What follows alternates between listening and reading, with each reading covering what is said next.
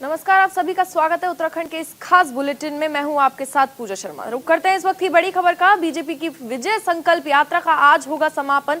इस वक्त की बड़ी खबर आपको बता दें, सीएम धामी गढ़वाल मंडल की यात्रा का समापन करेंगे। 18 दिसंबर से गढ़वाल मंडल में शुरू की गई थी ये यात्रा और आज इसका समापन है। विजय संकल्प यात्रा के जरिए सरकार की उपलब्धियां गिनाई जाएंगी, साथ ही गिनाई गई थी और 4 जनवरी को कुमाऊं मंडल की यात्रा का समापन किया गया था, जिसके बाद आज इस विजय संकल्प यात्रा का समापन किया जाएगा, जहां पर रक्षा मंत्री राजनाथ सिंह भी नजर आएंगे। तो विजय संकल्प यात्रा की शुरुआत की गई थी और उसके बाद बीजेपी की तमाम उपलब्धियां उस दौरान गिनाई गई थी। 18 दिसंबर से इस यात्रा को शुरू किया गया था, गढ़वाल मंडल में शुरू की गई थी ये यात्रा, जिसके बाद विजय संकल्प यात्रा के जरिए सरकार की तमाम उपलब्धियां गिनाई गई और 4 जनवरी को कुमाऊं मंडल की यात्रा का समापन किया गया। और आज इस विजय संकल्प यात्रा का समापन है और जिस दौरान रक्षा मंत्री राजनाथ सिंह, सीएम पुष्कर सिंह धामी भी साथ में नजर आएंगे।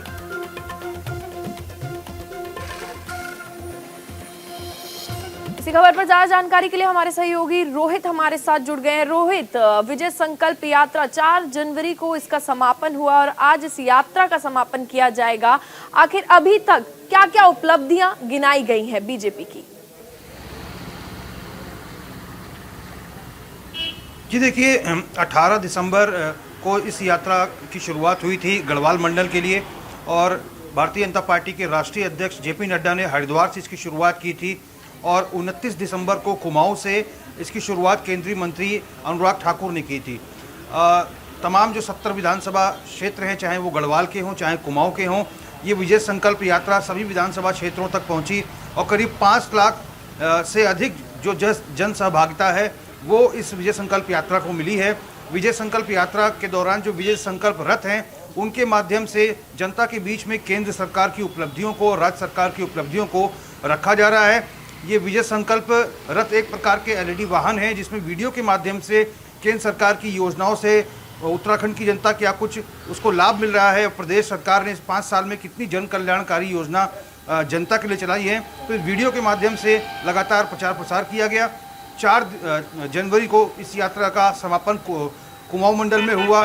केंद्रीय मंत्री नितिन गडकरी ने इस यात्रा का समापन किया, मुख्यमंत्री पुष्कर सिंह धामी भी मौजूद रहे। तो कुमाऊं मंडल के खटीमा विधानसभा क्षेत्र में इस यात्रा का समापन 4 जनवरी को हुआ। खटीमा विधानसभा क्षेत्र मुख्यमंत्री पुष्कर सिंह धामी का खुद का विधानसभा क्षेत्र है और आज यानी कि 6 जनवरी को 12:30 बजे करीब केंद्रीय रक्षा मंत्री राजनाथ सिंह उत्तरकाशी जिले पहुंचेंगे, जहां पर इस यात्रा का समापन गढ़वाल मंडल के तहत किया जाएगा। संकल्प यात्रा का समापन किया जाएगा और साथ ही वहां पर रक्षा मंत्री राजनाथ सिंह भी पुष्कर सिंह धामी के साथ नजर आएंगे। तो क्या रूट मैप तैयार किया गया है आज इस समापन को लेकर?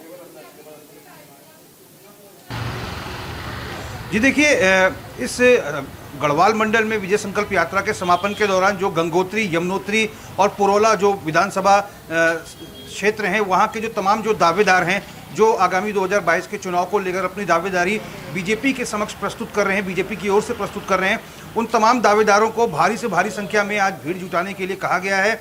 और जो दावेदार सबसे अधिक भीड़ जुटाएगा तो ये माना जाएगा कि भाई उसका क्षेत्र में उसका वर्चस्व अधिक है, उसकी लोगों के बीच में लोकप्रियता अधिक है। तो कहीं एक तरह से जो तमाम दावेदार हैं वो अपना शक्ति प्रदर्शन भी करेंगे। चलिए रोहित, आप हमारे साथ बने रहिए। एक और बड़ी खबर निकलकर सामने आ रही है और रक्षा मंत्री राजनाथ सिंह भी नजर आएंगे और इस संकल्प यात्रा के दौरान तो चुनावी हुंकार भरेंगे। रक्षा मंत्री राजनाथ सिंह जनसभा को संबोधित करेंगे। रक्षा मंत्री राजनाथ सिंह और राजनाथ सिंह गढ़वाल मंडल में विजय संकल्प यात्रा का आज समापन करेंगे, जहां पर सीएम पुष्कर सिंह धामी उनके साथ नजर आएंगे। रक्षा मंत्री राजनाथ सिंह के साथ सीएम पुष्कर सिंह धामी उस दौरान मौजूद रहेंगे। तो आज बीजेपी की विजय संकल्प यात्रा का समापन है, जिस दौरान रक्षा मंत्री राजनाथ सिंह वहां पर नजर आएंगे और साथ ही देहरादून में होने वाली ये समापन विजय संकल्प यात्रा का आज समापन काफी अहम हो जाता है, जिस दौरान रक्षा मंत्री राजनाथ सिंह सीएम पुष्कर सिंह धामी के साथ नजर आएंगे। आपको बता दें कि रक्षा मंत्री राजनाथ सिंह देहरादून पहुंचेंगे और उनके कार्यक्रम को देखते हुए प्रशासन ने यातायात व्यवस्था में बदलाव भी किया है।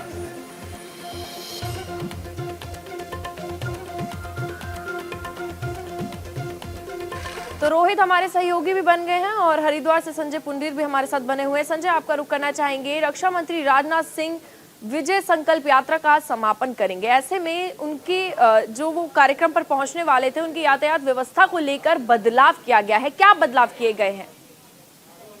देखिए पूजा, आपको बता दें, उत्तराखंड मिशन की तैयारी में भारतीय जनता पार्टी जुट गई है। हालांकि भारतीय जनता पार्टी के जो बड़े चेहरे यानी स्टार प्रचारक हैं, वो देवभूमि का रुख कर रहे हैं। और आज जिस तरीके से विजय संकल्प यात्रा का समापन है, देश के रक्षा मंत्री राजनाथ सिंह इस समापन में पहुंचेंगे, तो कहीं ना कहीं स्थानीय लोगों को दिक्कत ना हो और इनके दौरे को लेकर किस तरह की परेशानी ना हो, तो स्थानीय प्रशासन ने कई रूट डाइवर्ट किए हैं। हालांकि कई दिनों पहले से ही रूट प्लान जारी कर दिया था, रोड मैप दे दिया गया था, ताकि स्थानीय लोगों को आवाजाही में दिक्कत ना हो। इसी की तैयारी में जो जिला प्रशासन है वो लगा हुआ है। हालांकि आप देख सकते हैं किस तरह से सुरक्षा के कड़े इंतजाम किए हैं, इस तरीके से जो लोगों को दिक्कत ना हो। हालांकि 2022 के विधानसभा चुनाव को लेकर भारतीय जनता पार्टी लगातार ही अपनी विजय संकल्प यात्रा को आगे बढ़ा रही है। हालांकि दूसरी ये विजय संकल्प यात्रा का आज समापन है और जिस तरीके से विकास कार्य किए हैं, उसमें राज्य स्तर के कार्य हो या फिर केंद्र पोषित योजना है, वो तमाम तरह की योजनाएं विजय संकल्प यात्रा के माध्यम से जनता को बता रही है, लगातार ही और जनता के बीच पहुंच रही है भारतीय जनता पार्टी के। जी रोहित, तकरीबन 75 योजनाओं का शिलान्यास करेंगे पुष्कर सिंह धामी आज और कई परियोजनाओं को बड़ी सौगात देंगे। क्या जानकारी इसको निकलकर सामने आ रही है?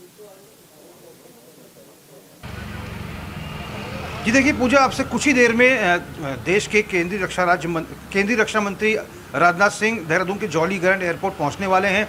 मुख्यमंत्री पुष्कर सिंह धामी जॉलीग्रांट एयरपोर्ट पर पहुंच चुके हैं उनका स्वागत करने के लिए। दोनों ही नेता वायुसेना के हेलीकॉप्टर से सीधे उत्तरकाशी जिले पहुंचेंगे, जहां वो विजय संकल्प यात्रा में शिरकत करेंगे। इस दौरान मुख्यमंत्री के द्वारा कई विकास योजनाओं का लोकार्पण और शिलान्यास किया जाएगा। विजय संकल्प यात्रा में केंद्रीय रक्षा मंत्री राजनाथ सिंह और मुख्यमंत्री पुष्कर सिंह धामी विजय संकल्प रथों पर सवार होकर पूरे उत्तरकाशी जिले का भ्रमण करेंगे। और इस दौरान जो पुरोला, गंगोत्री, यमुनोत्री के जो तमाम दावेदार भारतीय जनता पार्टी की ओर से आगामी 2022 के चुनाव को लेकर अपनी दावेदारी प्रस्तुत कर रहे हैं, वो तमाम जो नेता हैं लाखों की संख्या में भीड़ जुटाने का प्रयास करेंगे और एक भव्य जनसभा भी केंद्रीय रक्षा मंत्री के द्वारा की जाएगी।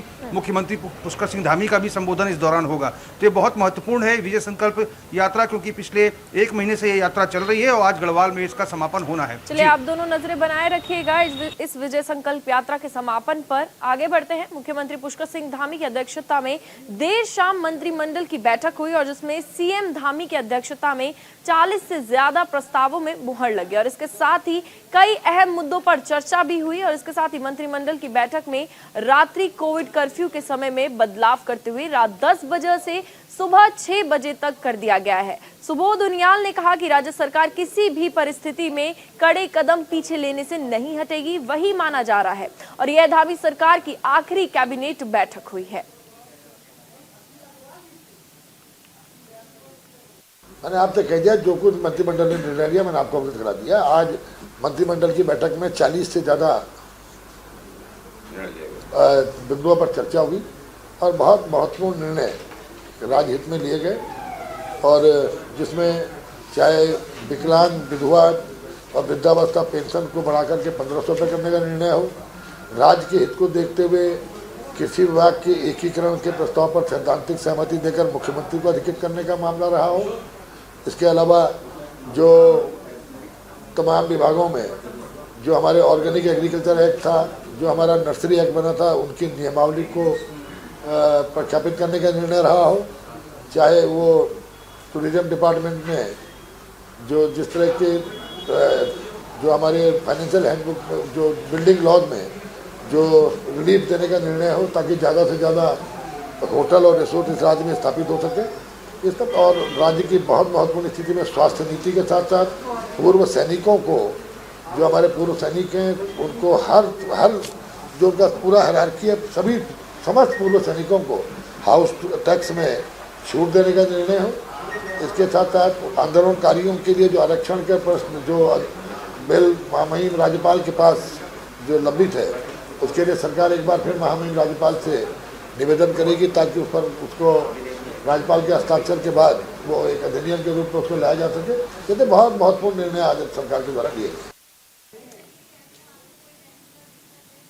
रोहित हमारे साथ, हमारे सहयोगी इसी को लेकर जुड़ गए हैं। रोहित, सीएम धामी की अध्यक्षता में कई प्रस्ताव इसमें रखे गए इस बैठक में, और साथ ही कौन कौन से प्रस्तावों पर मुहर लगी है ये जानना चाहेंगे आपसे। जी देखिए पूजा, मंत्रिमंडल की जो बीते रोज बैठक थी वो करीब शाम बजे प्रस्तावित थी, लेकिन कल समूचे उत्तराखंड में मौसम बहुत ज़्यादा खराब था, तो ये मंत्रिमंडल की बैठक करीब देर शाम 6:30 बजे शुरू हुई और करीब 2.5 घंटे तक मंत्रिमंडल की मैराथन बैठक चली। रात के 9 बजे सरकार के शासकीय प्रवक्ता और कैबिनेट मंत्री सुबोध उनियाल ने प्रेस को ब्रीफ करते हुए किन किन निर्णयों पर कैबिनेट की बैठक में मुहर लगी है उसको लेकर जानकारी दी। जो मोटा मोटा हिसाब किताब जो सुबोध उनियाल ने बताया है कि 40 से अधिक प्रस्तावों पर मंत्रिमंडल की बैठक पर मुहर लगी है, जिसमें जो विधवा पेंशन मिलती थी पहले उत्तराखंड में 1200 मिलती थी, अब उसको बढ़ाकर 1500 कर दिया गया है। और इसके साथ ही जो अतिथि शिक्षक हैं उनका जो वेतन था पहले 15,000 उनको मिलता था, उसको 20,000 कर दिया गया है। कृषि विभाग और उद्यान विभाग के एकीकरण को लेकर अब मुख्यमंत्री का निर्णय ही मान्य होगा। मुख्यमंत्री जल्द से जल्द इसके एकीकरण को लेकर कोई निर्णय ले सकते हैं। और इसके साथ ही कोरोना के जो बढ़ते मामले उत्तराखंड में लगातार जो मामले बढ़ते जा रहे हैं उसको लेकर रात्रि कर्फ्यू में कुछ संशोधन किया गया है। अब नाइट कर्फ्यू रात 10 बजे से लेकर सुबह 6 बजे तक नाइट कर्फ्यू रहेगा। ऐसे तमाम 40 से अधिक प्रस्तावों पर मुहर लगी है। हालांकि एक रोज़ पूर्व भी जो उत्तराखंड पेयजल निगम के जो तमाम कर्मचारी और अधिकारी जिनकी संख्या प्रदेश में 2800 है, वो उत्तराखंड में जगह जगह आंदोलनरत थे, कई जगह आमरण अनशन हो रहे थे सरकार की तरफ से। हालांकि उन्हें आश्वस्त किया गया था कि मंत्रिमंडल की बैठक में कोई ठोस निर्णय निकाला जाएगा और उनका जो पेंशन और जो वेतन मिलता है वो उसको ट्रेजरी के माध्यम से देने का प्रयास किया जाएगा और पेयजल निगम का राजकीकरण किया जाएगा। हालांकि इस मसले पर कोई निर्णय अभी नहीं लिया गया है। नजर डालते हैं एक और खबर पर। सीएम पुष्कर सिंह धामी ने देहरादून के हेमवती नंदन बहुगुणा उत्तराखंड चिकित्सा शिक्षा विश्वविद्यालय के नवीन भवन का लोकार्पण किया और इस दौरान सीएम ने घोषणा की कि मुख्य मार्ग से विश्वविद्यालय के परिसर तक सड़क का चौड़ीकरण किया जाएगा। और साथ ही सीएम धामी ने कहा कि इस क्षेत्र में हेमवती नंदन बहुगुणा उत्तराखंड चिकित्सा शिक्षा विश्वविद्यालय का परिसर बनने से क्षेत्र को भी अनेक फायदे होंगे। वहीं सीएम धामी ने कहा कि भारत में लगातार कोविड टीकाकरण का महाअभियान चल रहा है। राज्य में 15 से 18 वर्ष के सभी 6,28,000 किशोरों का टीकाकरण 1 सप्ताह में पूर्ण किया जाएगा। इतनी बड़ी महामारी, दुनिया की महामारी हमारे देश के अंदर चल रही है। दुनिया का सबसे बड़ा वैक्सीनेशन कहीं पर हुआ तो हिंदुस्तान के अंदर हुआ। दुनिया के अंदर अगर सबसे ज्यादा एस्टैब्लिशमेंट कहीं हुआ होगा इन दिनों में, इन 1.5 सालों में, पौने 2 सालों, तो आपके देश हिंदुस्तान में होगा। दुनिया के अंदर अगर सबसे ज्यादा लोगों को 2 टाइम का अन्न उपलब्ध करवाने का काम किसी देश में हुआ तो हमारे देश में हुआ हिंदुस्तान।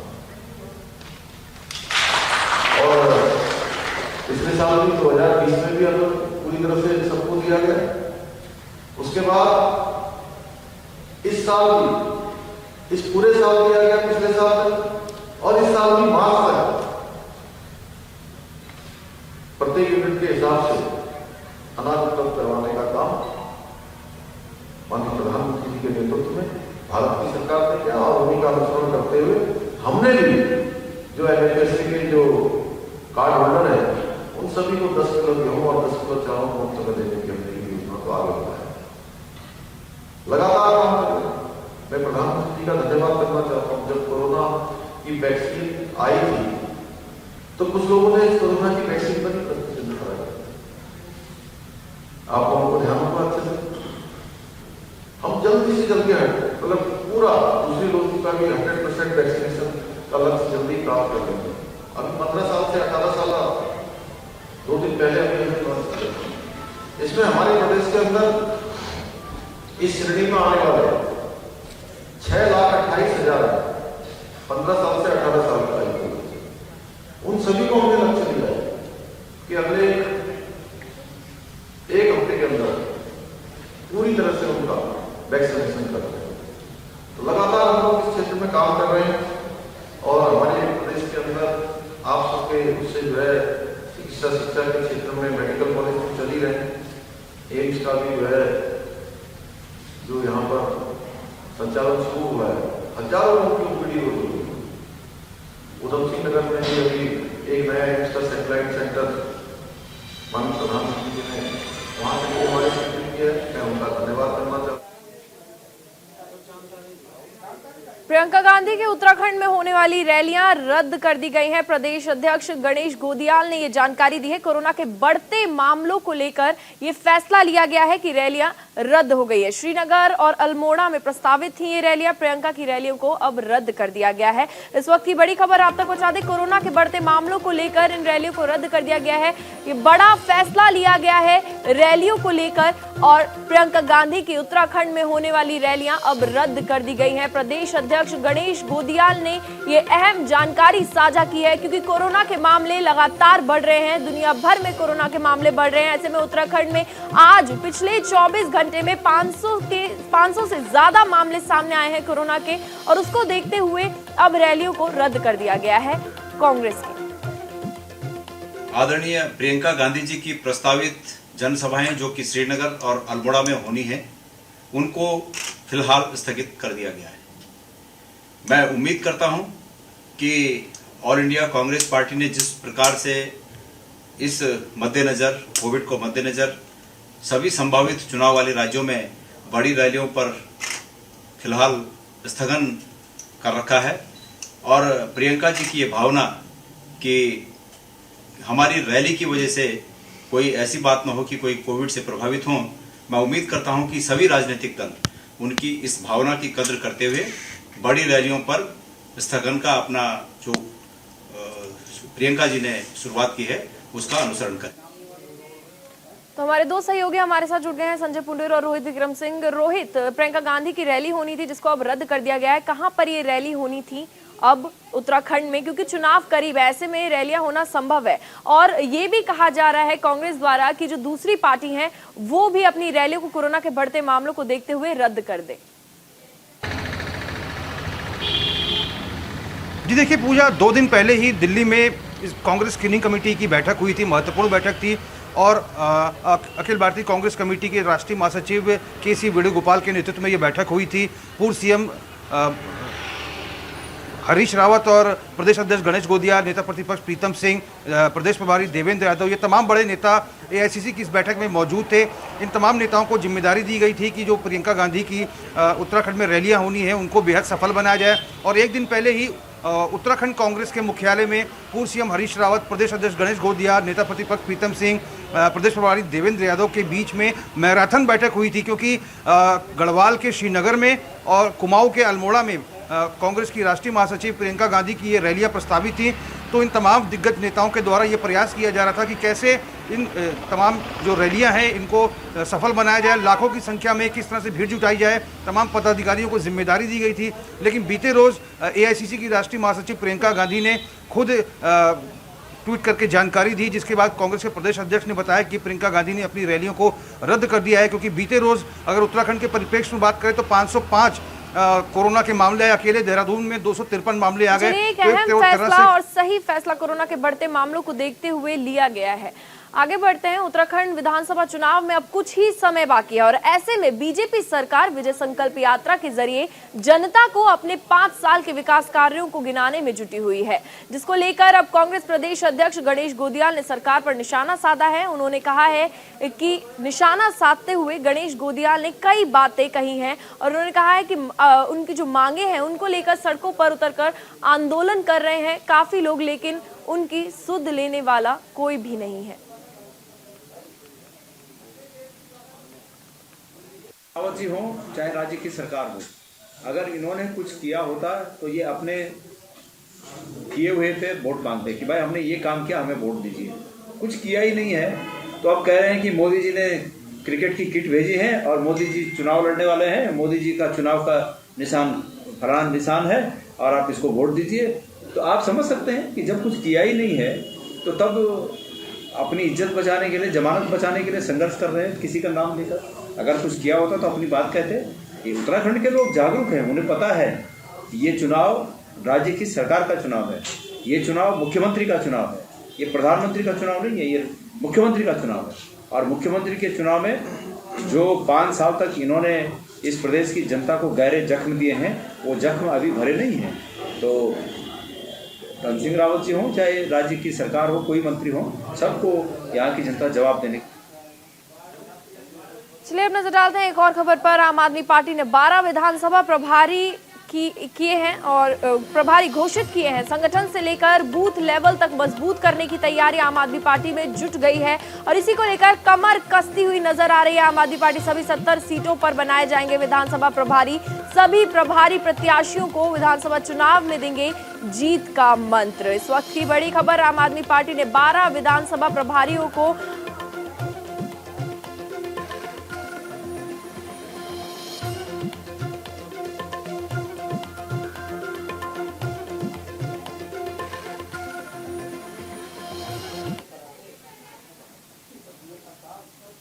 उत्तराखंड में कैबिनेट मंत्री सतपाल महाराज एक बार फिर से कोरोना संक्रमित हो गए हैं। कोरोना की पहली लहर के दौरान मई 2020 में वह कोरोना संक्रमित हुए थे। हाल ही में सतपाल महाराज दिल्ली से लौटकर उन्हें गले में खराश की शिकायत होने लगी और इस पर वह 2-3 दिन से अपने कार्यालय में भी नहीं गए।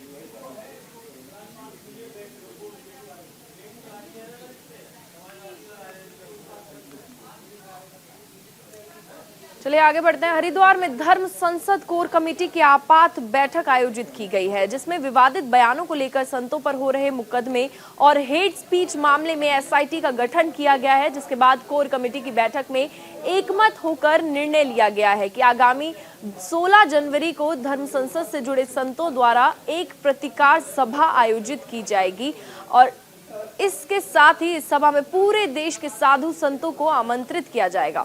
वहीं इस दौरान कोर कमेटी के साधु संत उत्तराखंड के मुख्यमंत्री पुष्कर सिंह धामी को खुली चुनौती देते हुए नजर आए।